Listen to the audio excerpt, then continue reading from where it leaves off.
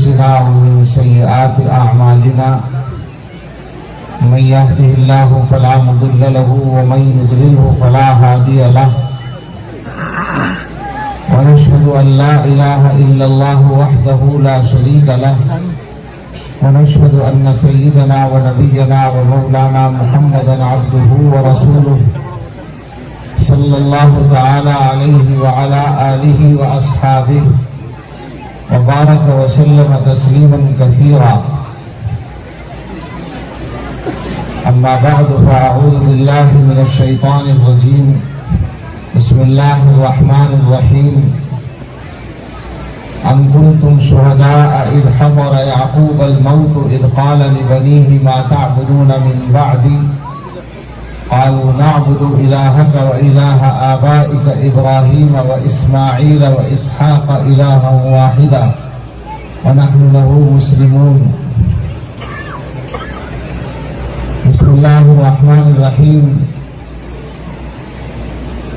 وما كان لمؤمن ولا مؤمنة إذا قضى الله ورسوله أمرا أن يكون لهم الخيرة من أمرهم ومن يعص الله ورسوله فقد ضل ضلالا مبينا.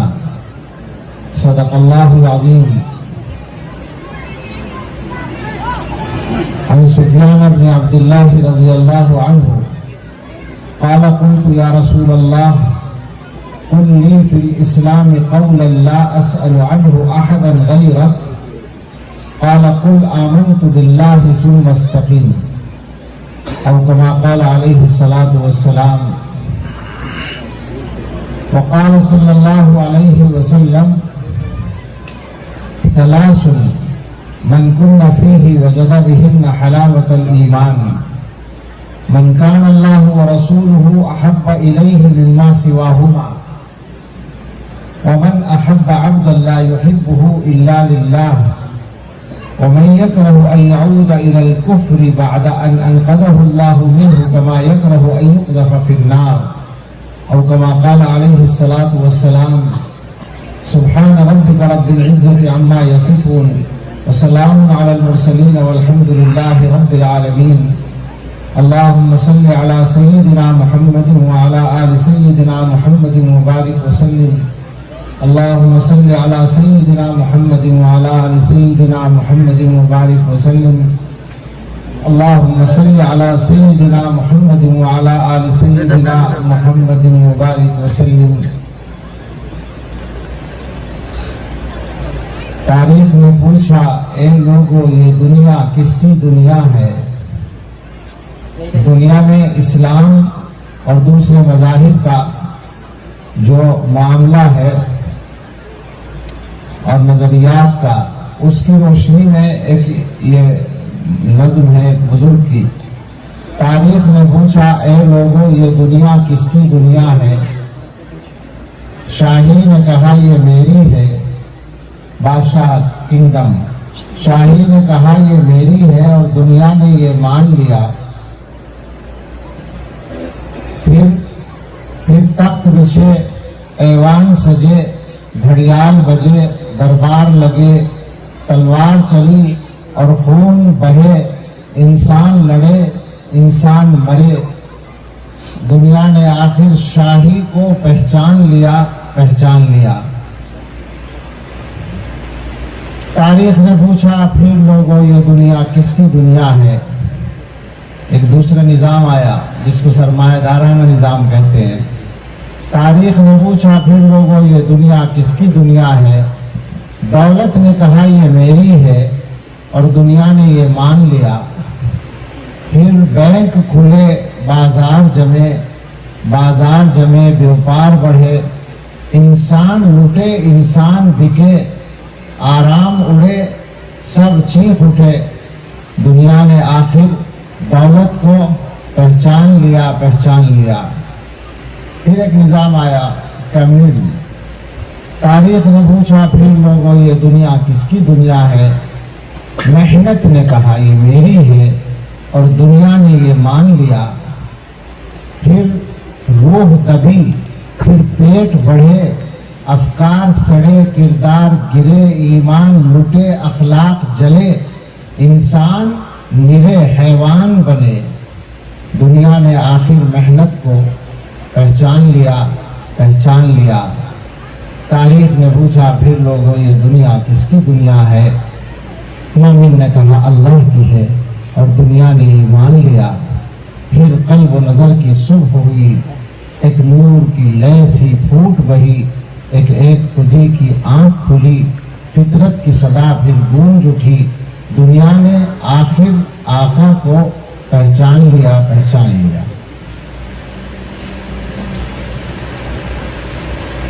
इसी राह पर आना और दुनिया को लाना ये असल मंशा है। जो कुछ मेहनतें हैं मुसलमानों की, उलमा की और उलमा के मुख्तलिफ तबकात की, मदरसों की, दावत व तबलीग की, खानकाहों की, तज़किया व सुलूक की, तसनीफ़ व तालीफ की, तकरीर व तहरीर की, इन सारी चीज़ों का खुलासा है वो जो रसूल अकरम सल्लल्लाहु ताला अलैहि वसल्लम ने एक सहाबी के सवाल पर फरमाया। अभी मैंने पढ़ा, एक सहाबी कहते हैं सुफियान इब्न अब्दुल्लाह रज़ियल्लाहु ताला अन्हु, मैंने कहा या रसूल अल्लाह, मुझे इस्लाम के बारे में कोई ऐसी बात फरमा दें जो आपके अलावा फिर किसी से पूछने की ज़रूरत ना पड़े। आपने फरमाया कुल आमनतु बिल्लाहि सुम्मा इस्तक़िम, तुम कह दो मैं अल्लाह पर ईमान ले आया, फिर इस पर जम जाओ, फिर इस पर इस्तिकामत इख्तियार कर लो। आज दुनिया में जो कुछ हो रहा है वो नया तो नहीं है, लेकिन उसके वसाइल और अंदाज नए हैं, और खुलासा वही है उसका जो पहले से होता आया है कि एक तरफ अल्लाह ताला ने इंसानों को भेजा और ये मंजिल देकर भेजा कि तुम्हें दुनिया में अल्लाह की बात मानकर, अल्लाह के पैगंबरों के वास्ते से अल्लाह का जो हुक्म आए उसको मानकर आना है तो हम तुम्हें जन्नत में ले जाएंगे। और दूसरी तरफ शैतान अल्लाह ताला की बारगाह में खड़ा होकर ये चैलेंज देकर आया कि आदम की औलाद को ज़्यादा से ज़्यादा जहन्नम में ले जाने की कोशिश करूँगा। तो अब दुनिया के अंदर शैतान के जो कारिंदे हैं, जो दोनों बिरादरियों से हैं, इंसानी बिरादरी से भी और जिन्नात की बिरादरी से भी, ये कुरान से साबित है। और कज़ालिक जअलना लिकुल्लि नबिय्यिन अदुव्वन शयातीनल इंसी वल जिन, इंस पहले कहा है, वो जो शयातीन इंस और जिन हैं उन्होंने इस जमाने में उस जंग को तेज कर दिया है। और दुनिया के अंदर अल्लाह के बंदों के लिए अल्लाह के दीन पर, ईमान पर कायम रहना और अल्लाह की शरीयत पर अमल करना जहां तक उनके बस में है मुश्किल बनाने के लिए काम हो रहा है। बहुत ही मुख्तसर सा वक्त है और मेरे हक में अच्छा है कि मेरी कम इल्मी छूट जाए और मुझे आजमाइश में न पढ़ना पड़े, लेकिन इशारे करने हैं चूँकि यहाँ बड़ी तादाद में उलमा हैं। तो जो काम हो रहे हैं इस मकसद के लिए, यानी इंसानों को जहन्नम में ले जाने के लिए, उसमें अगर उसको आसानी के साथ तकसीम करें तो एक पहलू या एक हिस्सा तो वो है जो उन अक़वाम के सिलसिले में हो रहा है जो मुसलमान नहीं है। जो लोग मुसलमान नहीं हैं दुनिया में, उनको इस्लाम के बारे में इतनी ज़्यादा गलत फहमियों में मुब्तला किया जा रहा है कि हम और आप उसका तसव्वुर नहीं कर सकते। हम तो ये समझते हैं कि इस्लाम जो अल्लाह का आखिरी मजहब है, सच्चा मजहब है, इंसान की फितरत के मुताबिक मजहब है, इंसान की क़यामत तक की ज़रूरतों को पूरा करने वाला मजहब है, इसे कौन नहीं जानता। लेकिन अगर आप हकीकत का जायज़ा लेंगे तो पता चलेगा कि दुनिया की अक़वाम में पढ़े लिखे और हालात से वाकिफ लोगों में भी बहुत बड़ी तादाद, और जो अक्सरियत है उसका 80%, 90% तबका इस्लाम के बारे में कुछ भी नहीं जानता। वो सिर्फ उतना जानता है जितना उसको बताया जाता है। और हमारे ज़माने में ख़ास तौर से सारी दुनिया के अंदर शयातीनुल इंसी वल जिन ने मुसलमानों की जो शबीह बनाई है, वो आप जानते हैं, वो लफ्ज़ भी बोलना अच्छा नहीं लगता, लेकिन बोले बगैर काम भी नहीं चलता, दहशतगर्द की शबीह बनाई है। اور اس کے لیے سارے وسائل استعمال کیے ہیں، اس کے لیے فلموں کو بھی استعمال کیا گیا ہے، اور اس کے لیے دنیا کے جتنے ابلاغ کے ذریعے ہیں، پروپیگنڈے کے ذریعے، ان سب کو استعمال کیا گیا ہے۔ اور حد یہ ہے کہ اگر کوئی آدمی کسی مسلمان کو اچھے اخلاق والا پاتا ہے تو ان میں سے وہ آدمی تعجب کرتا ہے کہ اچھا مسلمان بھی اتنے اچھے ہو سکتے ہیں۔ یہ سچائی بتا رہا ہوں مختلف واقعات کی شکل میں جو سامنے ہے۔ اور حد یہ بھی ہے کہ ایک غیر مسلم لڑکا جو مسلمانوں سے کچھ مانوس تھا، اس نے مجھے بتایا کہ وہ ایک دن اپنے کسی غیر مسلم بھائی کے ساتھ کہیں سے آ رہا تھا، اور دیوبند میں اس نے گزرنے کے لیے دارالعلوم کے قریب والا راستہ لے لیا، تو وہ جو پیچھے بیٹھا تھا ساتھی وہ گھبرا گیا بری طرح سے اور روکنے لگا کہ ارے کدھر جا رہا ہے، یہ مار ڈالیں گے، تو دارالعلوم یہاں قریب ہے، دارالعلوم کی طرف کو جا رہا ہے، تو مدرسے کی طرف کو جا رہا ہے، یہاں تو قتل ہو جائے گا ہمارا۔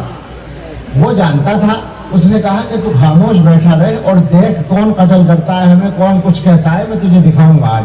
چنانچہ وہ کہتا ہے کہ میں اس کو لے کر آیا، اور وہ گھبراتا بھی رہا اور حیرت بھی کرتا رہا کہ یہاں تو کوئی ہمیں کچھ کہہ ہی نہیں رہا ہے، یہاں تو ہماری طرف کوئی دیکھ بھی نہیں رہا ہے، یہاں تو کوئی کسی سے لڑ بھی نہیں رہا۔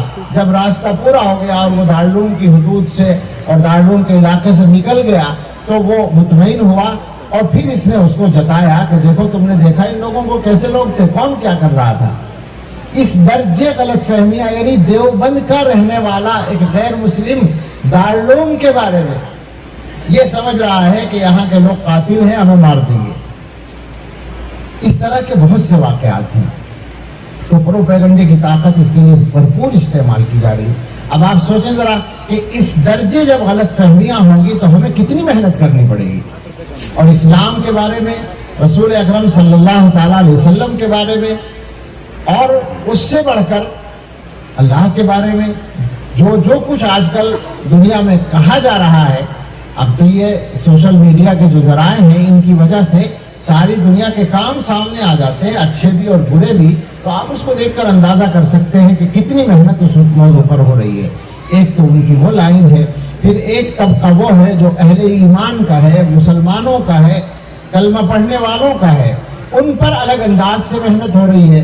جیسا کہ میں نے ابھی مسجد میں عرض کیا تھا اثر سے پہلے کہ رسول اکرم صلی اللہ تعالیٰ علیہ وسلم نے جو معیار دیا ہے کہ انسان اللہ کو رب مانے، اسلام کو مذہب مانے اپنا، اور محمد صلی اللہ علیہ وسلم کو رسول مانے، اور ماننے کی کیفیت میں اطمینان ہو، یقین ہو، رضا ہو، خوشی ہو، اعتماد ہو، اس کیفیت کو ختم کرنے کے لیے محنت ہو رہی ہے۔ اللہ کے بارے میں شک پیدا کیا جا رہا ہے، اسلام کے بارے میں شک پیدا کیا جا رہا ہے، حضرت محمد صلی اللہ علیہ وسلم کے بارے میں شک پیدا کیا جا رہا ہے۔ تشکیک کا ایک عجیب و غریب ماحول ہے، اور دنیا میں اس کا شکار لوگ ہو رہے ہیں۔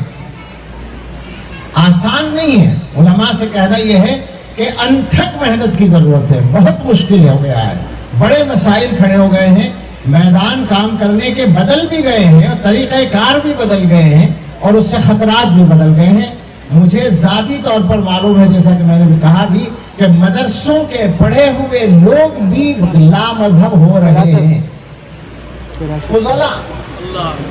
مجھ سے پڑھنے والوں نے بھی مجھے بتایا ہو رہے ہیں۔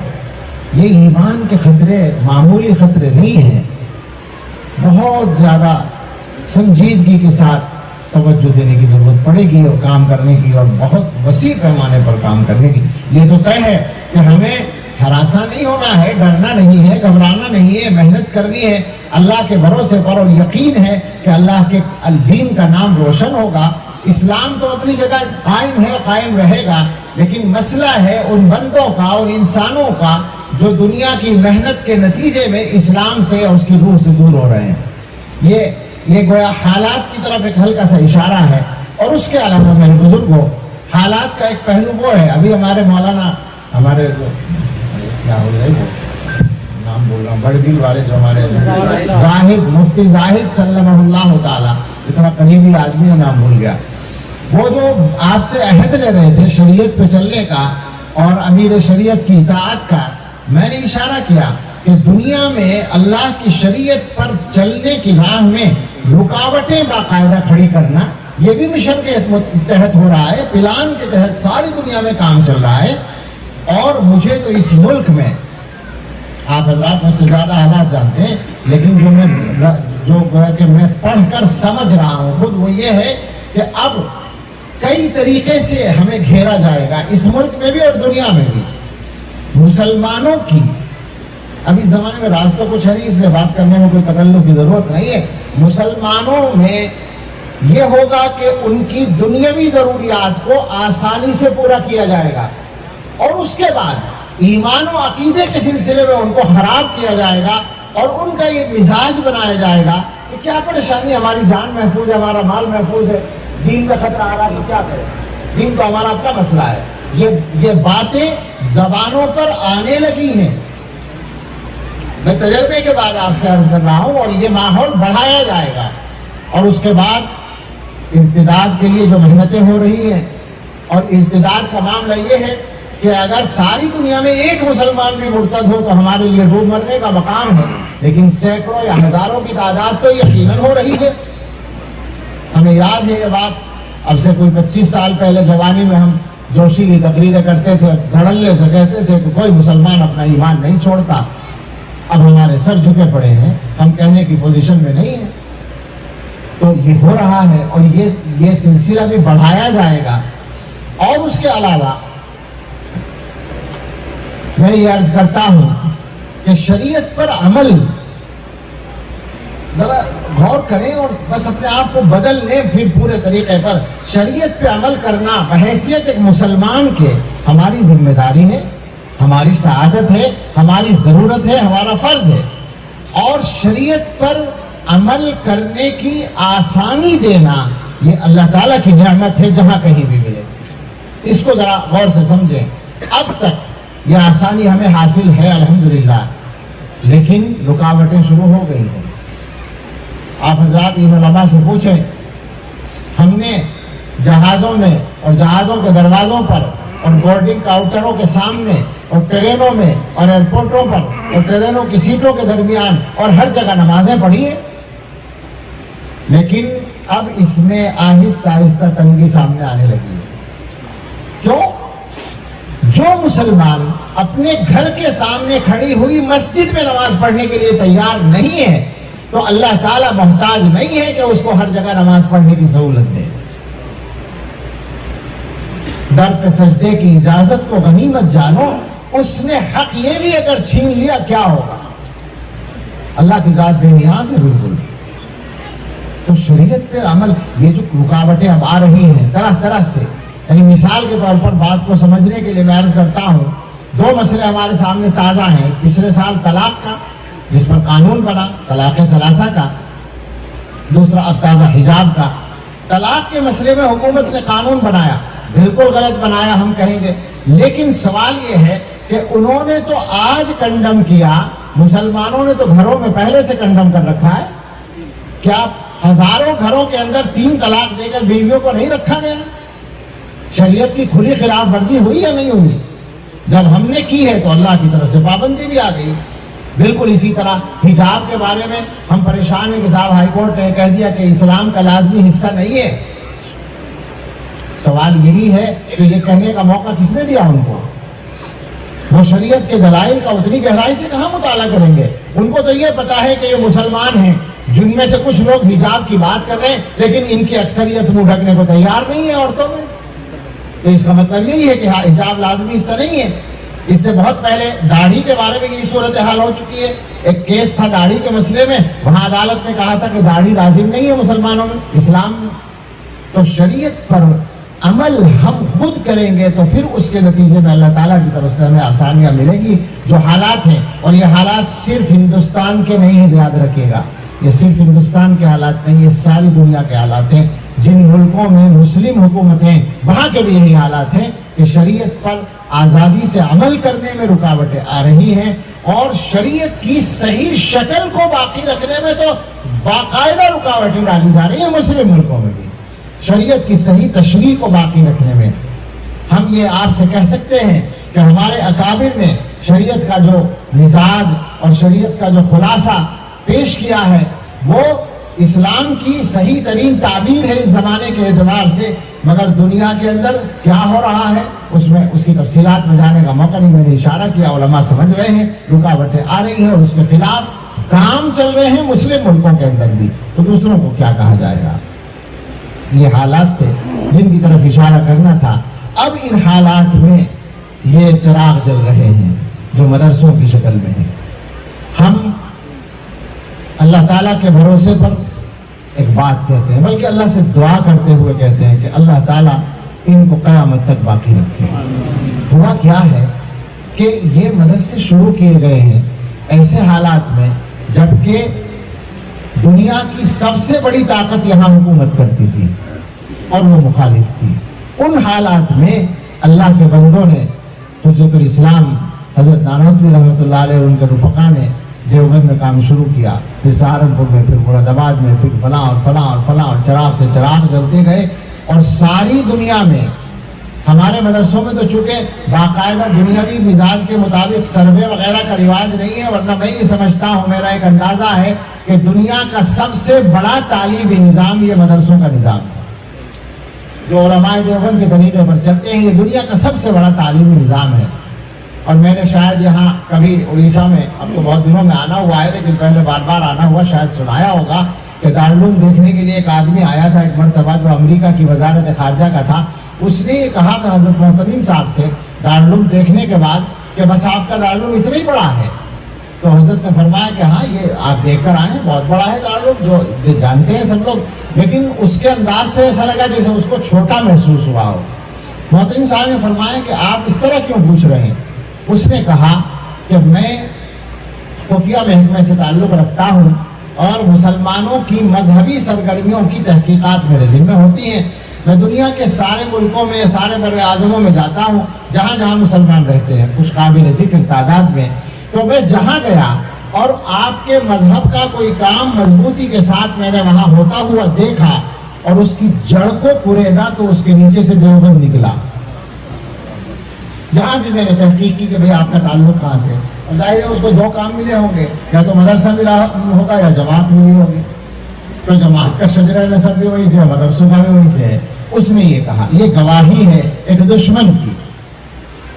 تو یہ دنیا کا سب سے بڑا تعلیمی نظام ہے، مگر ظاہر ہے کہ اس کی جو قدر و قیمت مسلمانوں کے لیے ہے، اس کو مسلمان سمجھے پوری طرح یا نہ سمجھے، دنیا والے سمجھتے ہیں۔ یعنی ان کو پتا ہے کہ یہ مسلمانوں کی شہرت ہے، مسلمانوں کو ایمان یہیں سے ملتا ہے، لہذا مدرسوں پر قدغن لگانے کے لیے پوری محنت ہے۔ لیکن اسی کے ساتھ ساتھ ہم اللہ کے بھروسے پر ایک بات پھر کہیں گے کہ انشاءاللہ ہمیں امید ہے اللہ کی ذات سے کہ یہ اس سازش میں کامیاب نہیں ہو سکیں گے۔ ایک آدمی اور آیا تھا، وہ بھی امریکہ ہی کا تھا، کیونکہ امریکہ والوں کو تو ہر جگہ جانے کا اور دخل دینے کا حق ہوتا ہی ہے، تو وہ اتفاق سے عربی بولنے والا تھا۔ اس سے میری گفتگو ہو رہی تھی، اس نے مجھ سے پوچھا کہ ہندوستان میں مدرسے کتنے ہیں؟ میں نے کہا مجھے تو معلوم نہیں ہے، میرے پاس کوئی سروے رپورٹ نہیں ہے، لیکن لاکھوں ہیں چھوٹے بڑے۔ اس نے کہا کہ ان سارے مدرسوں کا خرچ کتنا ہوگا؟ میں نے کہا جب مجھے تعداد ہی نہیں معلوم تو خرچ کیا معلوم ہوگا؟ کہنے لگا اچھا دارالعلوم دیوبند کا بجٹ کتنا ہے؟ میں نے اس وقت جو بجٹ تھا 2001 کی یا 2000 کی بات ہے، میں نے کہا جتنا بجٹ تھا میں نے بتایا، تو اس نے پھر تھوڑا سا سوچا۔ میں نے کہا دارالعلوم کا بجٹ تو سب سے بڑا ہے، لیکن کروڑوں کے بجٹ والے اور بھی مدرسے ہیں، اور لاکھوں کے بجٹ والے تو ہزاروں مدرسے ہیں، اور بھی چھوٹے چھوٹے مکتب ہیں، کوئی 50,000 کوئی اس کے آس پاس۔ تو اس نے اپنے ذہن میں ایک اندازہ لگایا کہ کتنی رقم بنتی ہوگی۔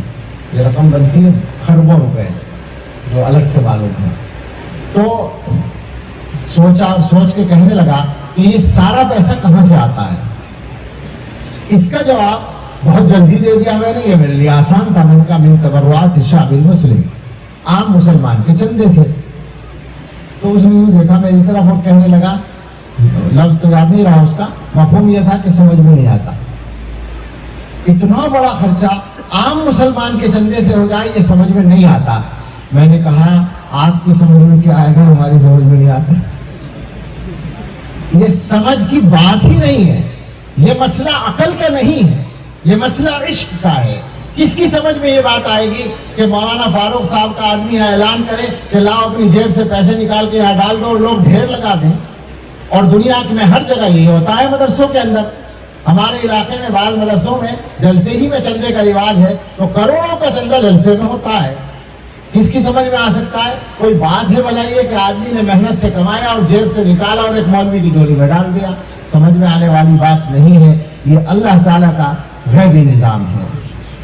لیکن میرے بھائیوں، مسئلہ یہ ہے کہ اللہ تعالیٰ کی نعمتوں کو باقی رکھنے کے لیے بھی کچھ کرنا پڑتا ہے. باقی رکھنے کے لیے ضروری ہے کہ ہم مدرسوں کی قدر و قیمت کو بھی سمجھیں اور ان کے سلسلے میں جو ہمارا کردار ہے وہ کردار ادا کرنے کے لیے تیار رہیں. مدرسہ چلانے والے، اس اسٹیج پر کہنے میں مجھے بالکل تکلف نہیں ہوگا، مولانا کا اسٹیج ہے، مدرسے والے 100% اصول و دیانت پر آ جائیں جتنی جلدی ممکن ہو. معاف کریے گا، صحیح اور صاف بات کہنا ضروری ہے، ورنہ حالات خرابی کی طرف، خطرناکی کی طرف جا رہے ہیں. پڑھانے والے، میں اپنے آپ کو بھی کہوں گا، پڑھانے والے جتنی جلدی ہو سکے پوری ایمانداری سے پڑھانے کا کام شروع کر دیں.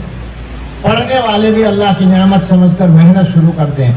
اور یہ چندہ دینے والے یہ بھی اخلاص کے ساتھ اور پورے تعاون کے جذبے کے ساتھ اور مدرسوں کو مضبوط کرنے کے جذبے کے ساتھ کام کریں. کہنے کا مطلب ہے کہ مدرسوں سے تعلق رکھنے والے جتنے طبقے ہیں وہ سارے کے سارے ایمانداری پر آ جائیں. سیدھے سیدھے لفظوں میں یہ شدید ضرورت ہے اس زمانے کی. اس کی تفصیل آپ جانتے ہیں، کس کس چیز کی ضرورت ہے، کہاں کہاں انگلی رکھی جا سکتی ہے، کہاں کہاں اصلاح کی ضرورت ہے. یہ علماء کی کرنے کا کام ہے، ہمیں سب کو جلدی سے جلدی کرنا ہے، ورنہ حالات خطرناکی کی طرف جا رہے ہیں. اور علماء کو اب مضبوطی کے ساتھ اللہ کے دین کو لوگوں کے دلوں میں قائم رکھنے کے لیے محنت کرنی پڑے گی. اور ظاہر ہے کہ اس کے لیے اپنے اندر اس سے کہیں زیادہ، ہزاروں گنا زیادہ پاور پیدا کرنا پڑے گا. آج دلوں پر محنت کی اتنی اس سے زیادہ ضرورت ہے جو ہمارے اکابر کے زمانے میں رہی ہوگی. اس لیے کہ اب مسئلہ مشکل ہوتا چلا جا رہا ہے اور آسانی کے ساتھ بچوں کا ایمان جا رہا ہے. علماء کے گھروں سے جا رہا ہے، معاف کیجیے گا، دیندار گھروں سے جا رہا ہے. اور اس کے واقعات کوئی ڈھکے چھپے نہیں ہیں، سب کو معلوم ہے. یہ ہم سب کے سوچنے کا موقع ہے. اس ملک میں ہم رہ رہے ہیں، ہمیں ہمارا کردار صاف ہے، ہمیں اپنی بات صاف کہنے میں کوئی تکلف نہیں ہے. ہمارا یہاں پر حق ہے اور ہم اپنے دین و ایمان کے ساتھ اور دین کی پوری تفصیلات کے ساتھ انشاءاللہ زندہ رہیں گے. اور ہم اس کے علاوہ کے لیے تیار بھی نہیں ہیں. ہمیں جینا ہے تو مسلمان بن کر جینا ہے اور مرنا ہے تو مسلمان مرنا ہے. وہی ہمارا عہد ہے. ہم اپنی حکومتوں سے بھی یہ کہیں گے کہ بھائی ہمیں اور کچھ چاہیے نہ چاہیے، لیکن ہمیں ہمارا دین سلامت چاہیے، ہمیں اپنی نمازوں کی آزادی چاہیے، ہمیں اپنے تمام حقوق کی آزادی چاہیے جو اس ملک کا آئین ہمیں دیتا ہے اور جس آئین کو بنانے میں ہم نے خود حصہ لیا ہے. اس سے کوئی اگر محروم کرنے کی کوشش کرے تو یہ بات چلنے والی نہیں ہوگی. یہ مدرسے اسی انداز پر چلیں گے انشاءاللہ. اور یہ مدرسہ چل رہا ہے، کارگزاریاں آپ کے سامنے ہیں. حضرت مولانا فاروق صاحب نے کچھ چیزیں بتائیں اپنے مخصوص سادہ انداز میں، اور کچھ چیزیں ویسے عملی طور پر سامنے آئیں. مولانا مفتی صالح الزماں کی کتاب آئی، اللہ ان کو ہر طرح سے ترقیات عطا فرمائے اور کام لے، ان کی صلاحیتوں میں برکت دے.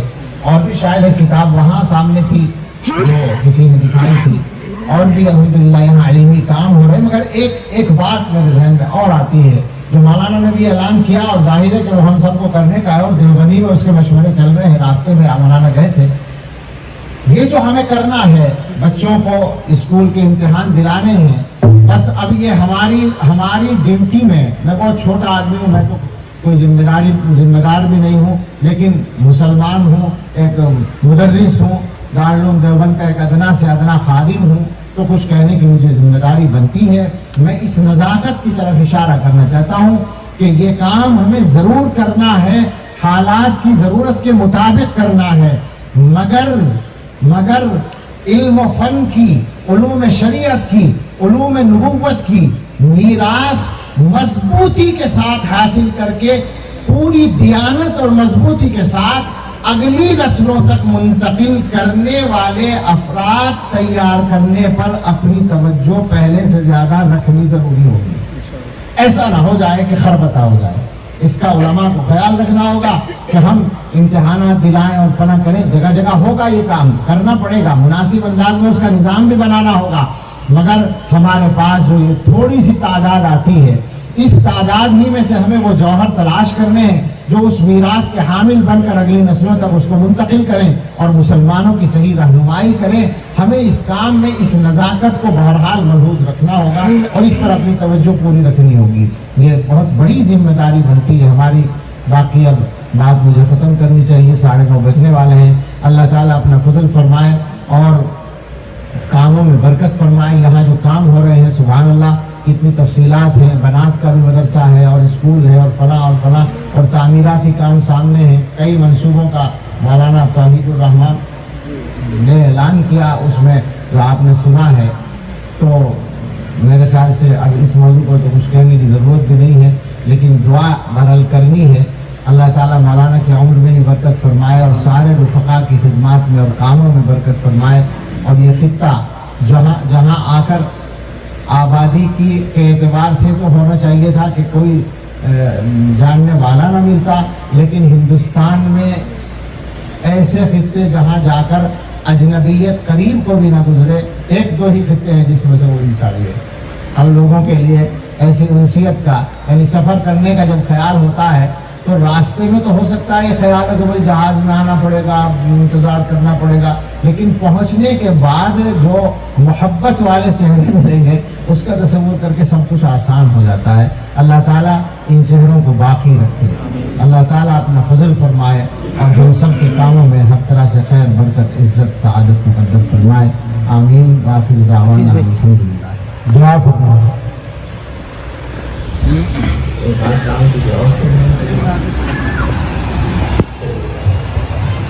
دعا کیجئے اور دعا کیا کیجئے، سمجھ گیا؟ عام طور سے مسلمانوں کو دعا کرنے کی عادت نہیں ہے، کرانے کی عادت ہے۔ بولتے سے کراتے ہیں، مولانا صاحب مل جائیں گے، اجی دعا کیجئے، دعا میں یاد رکھے۔ ہمارے حضرت کے خلیفہ ہے دیکھیے مل گیا اسلم صاحب، وہ کہنے لگے کہ مجھ سے ایک آدمی نے کہا کہ جی خصوصی دعا میں یاد رکھنا ہے، تو میں نے کہا کہ عمومی دعا میں بھی یاد نہیں رکھوں گا۔ کہنے لگے تو خود اپنے آپ کو تو دعا